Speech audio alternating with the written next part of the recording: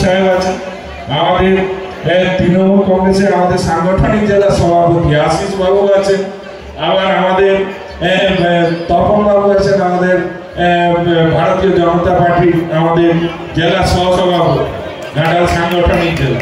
তো তাহলে দেখুন এই জায়গাটায় মানে এই যে বিভিন্ন রাজনৈতিক দলের নেতৃত্বদের মধ্যে যে সৌজন্যতা, যে সৌহার্দ্যপূর্ণ সম্পর্ক, এই সম্প্রীতি।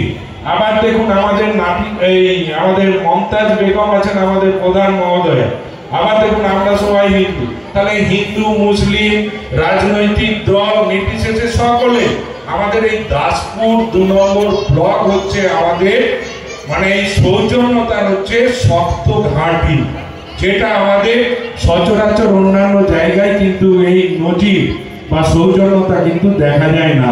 যার সাক্ষী রইলেন আমাদের দাসপুর থানার সম্মানীয় বড়বাবু অঞ্জলি কুমার তেওয়ারি মহোদয় সহ আপনারা সকলেই।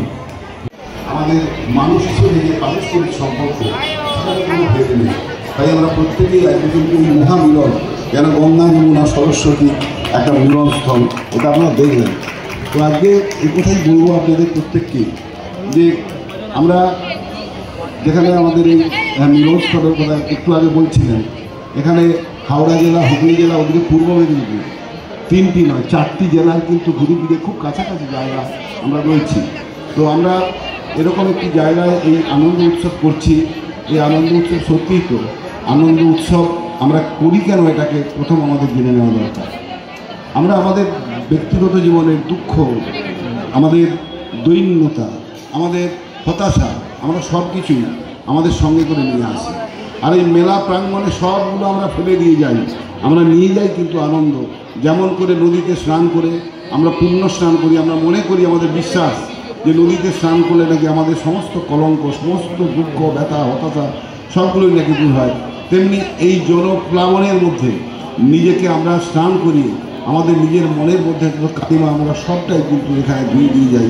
আমি মনে করি যে একটা মেলা হচ্ছে সেখানটায় আমরা আবর্জনা সেখানে আমরা ফেলে দিয়ে যাই।